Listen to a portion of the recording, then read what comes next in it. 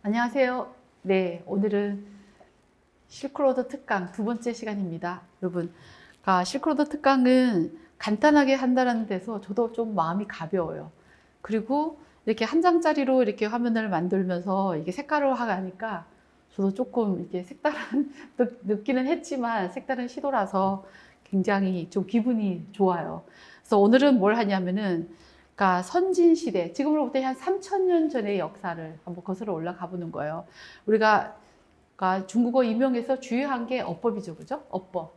그 다음에 어학개론. 그 다음에 문학사가 고대 문학사, 현대 문학사 이렇게 있어요. 오늘 고대 문학사 3,000년 전의 이야기를 한번 끄집어내 보도록 하겠습니다. 그리고 이제 이게 10분 특강이다 보니까 한 과목을 쭉 이어가지는 못하는데 그냥 그때그때 다양하게 주요하다 싶은 거, 그리고 이게 출발이 없으면 또 안 되니까 그래서 출발을 끄집어내서 또 다음에는 어학개론, 그 다음에는 또 조디를 조금 건너뛰어서 이렇게 주요한 거를 이렇게 쭉 간단하게 이어간다라는 거고, 여러분들도 좀 간단하게 볼 수 있으면서 주요한 거를 머릿속에 그릴 수 있다는 그런 특징을 갖고 있습니다.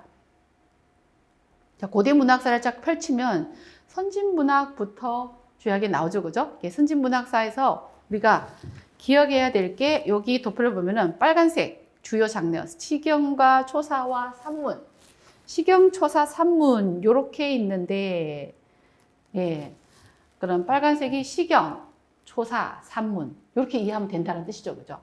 그러면 시경이 뭐고, 시경에서 우리가 알아야 될 게 뭐냐? 그러니까 시경에서 알아야 될 게 보라색을 한번 보세요. 육의, 산시설, 사회시, 예술형식, 호세에 대한 영향. 그래서 시경으로 말하면 여기 색깔이 좀 안 나타나네요.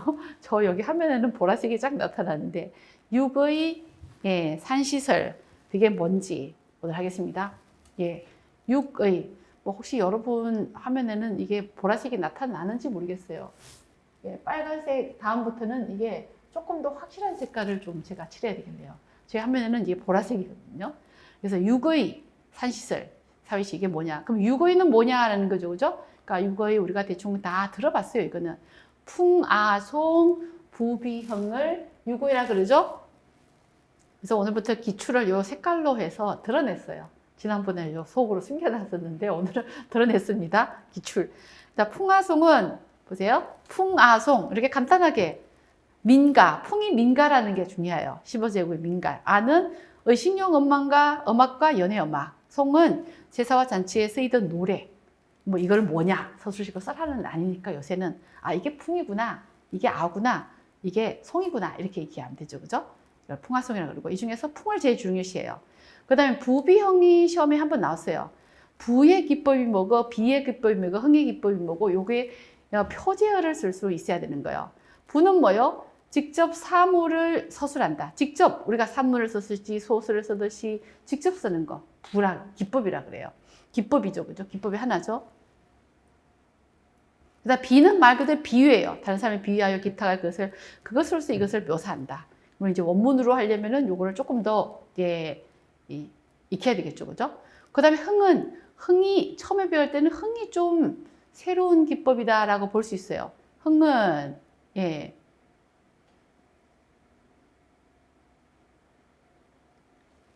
흥은 사물의 의타가 하고자 하는 말을 이끌어낸다. 토우싱츠, 토우싱츠.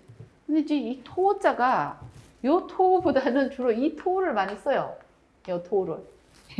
토우싱츠. 요걸로 좀 바꿔야 되겠네, 그죠? 어떤 사물의 기타가 흥을 이끌어낸다. 그러니까 이 말은, 그러니까 우리가 관저편을 제일 첫 번째를 볼 수 있죠, 그죠? 꽝꽝, 꽝꽝 하고 새가 울어요. 그럼 꽝꽝 주변을 돌아다 보니까 그냥 본문으로 들어가면 머쓱하니까 주변 사물을, 보이는 사물을 갖고 한번 읊어주는 거야. 꽝꽝하고 저 물수리새가 울구나. 그런데 요조숙녀는 군자의 좋은 짝이라. 그죠, 그죠? 요조숙녀를 찾고 또 그리워하는 이야기인데, 제일 첫 구절에 들어가기 전에 새를 끄집어내는 거예요. 주변에 새가 울고 있으니까. 그래서 그렇게 끄집어내는 게 흥의 기법이다. 그래서 그 새가 본문과 관련이 있을 수도 있고 없을 수도 있는데, 그 주변 사물을 먼저 끄집어내서 뒤에 말을 이어가죠, 그죠? 그거를 흥이다라고 하는 거예요. 그래서 부비흥. 그래서 풍화성 부비흥을 합쳐서 육의다.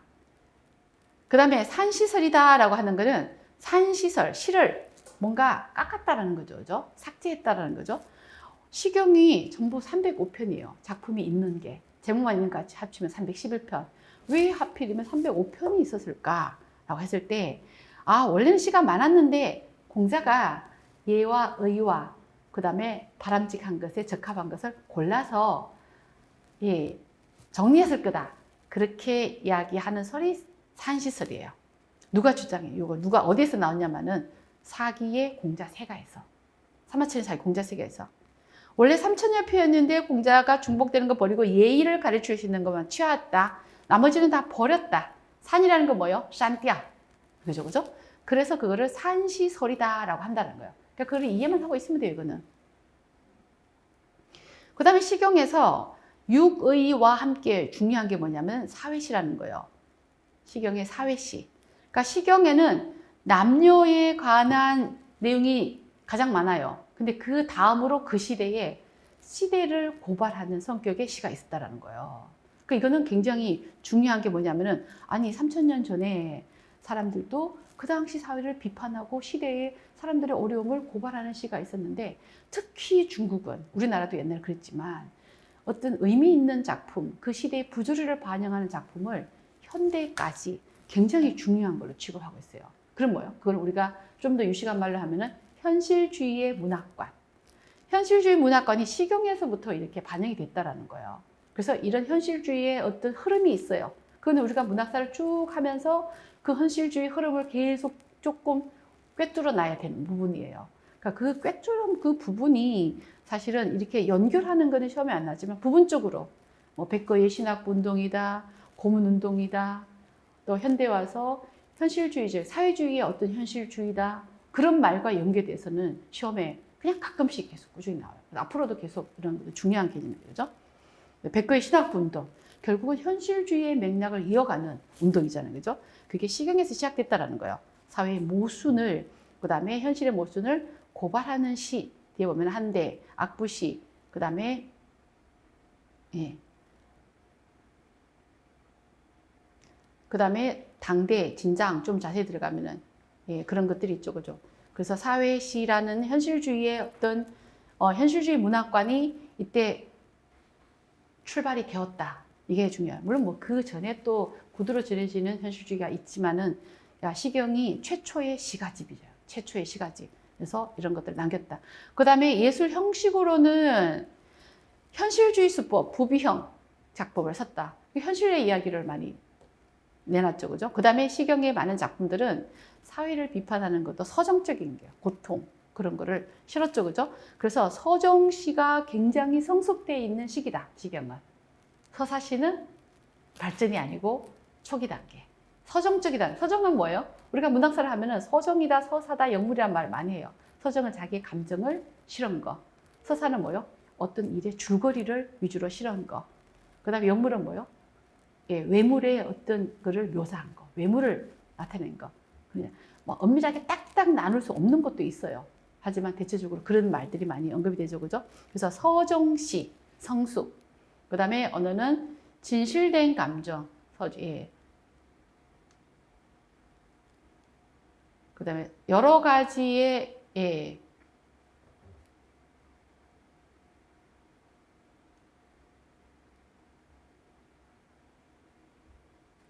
그래서 그 다음에 형식은 시경은 사언으로 돼 있어요. 사언 위주. 짧은 거. 그래서 후대 한대 가면은 오원 고시에 영향을 준다. 이런 말이 있죠. 그죠? 예, 그 다음에 언어는 질박하다. 이런 게 특징이에요. 강교함보다는 언어 질박. 그 다음에 시경에서 후세에 미친 영향. 그러니까 최초의 시가집이기 때문에 후세에 형식적인 면에서 서정시도 나오고 꼭 서정시만 있는 게 또 다양한 시도 있죠. 그죠? 서사시도 또 저게 나왔고, 그 다음에 어느 형식에서 사언 유지의 짧은 시는 한대 오원의 영향을 미쳤고, 이런 것들이 호세에 미친 영향을 볼 수 있죠. 그죠? 그 이외에 뭐 또 구체적인 거 우리가 뭐가 있었어요? 쌍성, 그 다음에 연면사, 네, 쌍성, 처분, 이런 용어들이 있었죠. 그죠? 야오, 티아오, 짠, 쭌, 이런 것들은 음악성을 또 높이기 위해서 그런 기법을 썼다. 시경에서. 그러니까 여기까지가 시경. 뭐랄까 간단하게 시경의 어떤 주요한 걸 읽었어요. 그 다음에 초사. 근데 시경은 도포스의 말은 북방 문학이에요. 북방에 그리고 짧고 현실을 다뤘죠. 그런 비에 초사는 남방 문화, 낭만적이다. 남방은 먹을 게 많아요. 먹을 게 많고 날씨가 따뜻하니까 사람들이 투쟁적이질 않아요. 그러니까 그런 특히 초나라를 중심으로 해서 초사가 형성됐는데 초나라는 워낙 미신, 그러니까 주술 이런 거 관련되는 문화가 굉장히 발달이 됐다 그래요. 그래서 그런 것들이 문학에 반영이 됐기 때문에 중국 문학에서 낭만적이다라는 말은 비현실적인 게 다 나타나면 다 낭만적이다. 그래서 고대에 주로 주술 문화, 신화, 전설 이런 것들이 나타나면은 다 낭만적이다 이렇게 표현하는데 그게 주로 남방 문학에서 초사에서 나타나고 그 이외에도 이제 일부 책에서 나타났죠, 그죠? 그럼 초사 형식을 보면은 시경은 사원 위주인데 초사는 무슨 형식? 6, 7원 위주다. 시경은 북방, 초사는 남방이고 그다음 형식이 시경의 형식은 그 당시에 초나라의 민요를 영향을 받았어요. 초나라의 민가가 이미 6원이었어요. 뭐 유자가, 창랑가 이런 말 있죠, 그죠? 뭐 그런까지 알려면 여러분들 책을 좀 더 봐야 돼요. 창랑의 물이 맑으며 나의 각근을 씻고 장래의 물이 탁한 발을 씻는다. 이게 그 당시에 6글자, 5글자 이렇게 됐는데 그게 그 당시에 초가였대요. 그 초가의 영향을 받아서 초사를 구런이 썼다 이렇게 이야기를 하고 있어요. 그 다음에 초사에는 6, 7원이고 중간에 해자가 들어갔다. 그 다음에 짝수 단어, 짝수 언어 이런 것들이 있었다는 거죠. 그죠? 그 다음에 초사는 구런이 대표적인데 구런에 대해서는 우리가 또 알아야 되죠. 그죠? 이 사람이 뭐 실제로는 전설상의 인물이라고 하는데 중국 문화에 끼친 영향이 어마어마하죠. 그죠? 단오절에서 그 당시에 이 사람은 최초의 낭만주의 애국시, 그 다음에 남다른 학식과 총명함인데 그 당시에 굉장히 애국적인 애국심이 강했는데 모함을 받았잖아요. 그죠? 그래서 2번이나 쫓겨났어요. 2번이나 쫓겨났는데 그 안에서도 이제 구런이 점을 쳐봤더니 자기가 다시 초나라로 돌아가서는 환영을 못 받는다. 그 사이에 초나라는 이미 전쟁에 의해서 망해버려요. 그러니까 구런은 죽음을 택해. 이소 작품 안에서는 죽음을 택하는 걸로 나와요. 그래서 죽었다. 그럼 어떤 일이 벌어졌어요? 쫑지를 만들어서 말 던졌죠, 그죠? 그 다음에 빨리 가기 위해서 롱조 비사이를 했었죠, 그죠? 그런 것들이 구런과 관련된 풍속으로 남겨지게 되었다. 구런이 무슨 강에 빠진다? 미로지앙에 자살했다. 라고 나와요. 그래서 구런에 대해서는 조금 알고 있는 게 좋고 그런 것들이 독해 문제로 또 연결되죠, 그죠? 그 다음에 구런의 작품에서도 가장 대표적인 거는 이소예요. 이소라는 작품. 그러니까 이소는 나중에 굉장히 이 작품이 중요시함을 받아서 이소경이다라는 말까지 붙을 정도로. 그래서 다른 작품보다 이 작품이 가장 대표적인데 이 안에서 이제 373구절이다. 이 안에서 뭘 다루고 있느냐? 자신의 어떤 실시, 자신의 출생이에요. 그러니까 출생, 조상, 그 다음에 경력, 정치적 포부, 그 다음에 추방 과정, 그 다음에 자신의 이상 추구와 실망을 초현실색으로 다뤘다는 게 특징이에요. 그 다음에 자신의 뜻을 개진할 길이 없게 되자 절망적인 상황을 표현하였다. 이 작품 안에서 나는 이제 저 언자가 사는 저 세상을 가야 되겠다. 그런 말을 남겨요. 자신은 죽어야 되겠다. 근데 그 말을 사실적으로 용어를 하는 게 아니라 그냥 뭐 수레를 타고 그 다음에 하늘을 다니고 뭐 이런 이야기가 나와요. 그래서 그 내용이 굉장히 좀 화려하고 장중하고 조금 어떻게 보면은 뭐 말이 굉장히 비현실적인 말이 많이 섞이고 그래요. 그래서 초사와 시경은 굉장히 그런 면에서 대조적이에요. 시경은 간단하죠, 그죠? 현실적인 말. 근데 초사는 그 말투 자체가 굉장히 화려하고 장중하고 이런 걸 통해서 비현실적이고 낭만주의 문학이다라고 이야기를 하고 있어요. 그 다음에 국가와 천문 뭐 이런 작품이 있어요. 국가와 천문. 국가도 원래 무당들의 노래를 다시 바꿨다.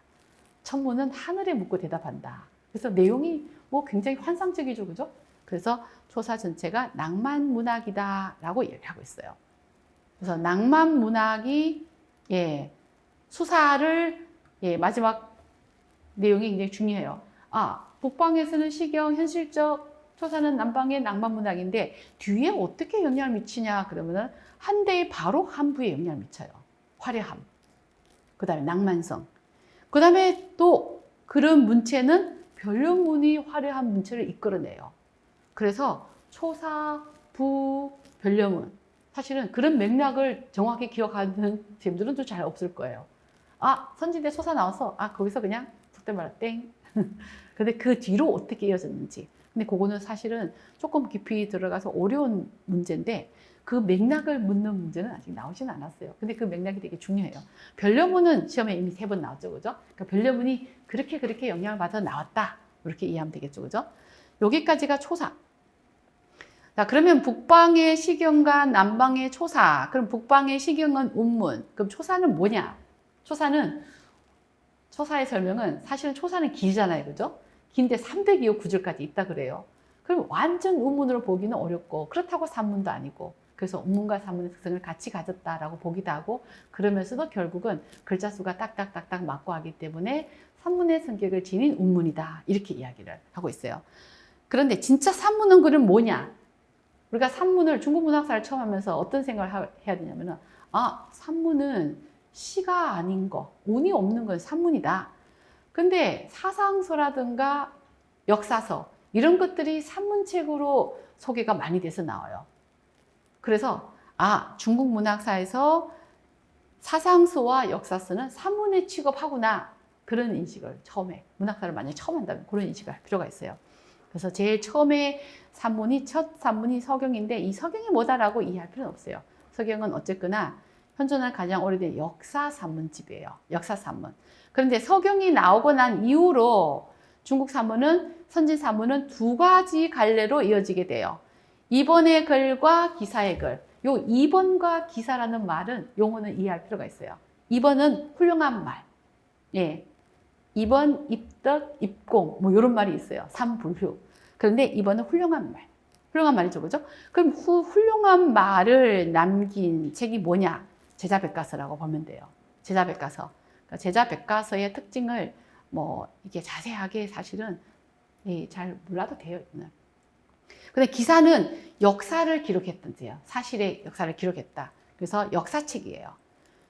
그래서 제자백과서는 우리가 사상과 관련시켜서 어떤 문학적인 특징을 이해를 해두면 돼요. 논어는 뭐 공자에 관한 제자와 대화니까, 대화가 위주니까 좀 짤막짤막 하면서 생동적이죠. 그죠? 그런 거고. 맹자는 또 그거보다 굉장히 길어요. 감정이 강렬하고. 그러니까 설득력이 강해요.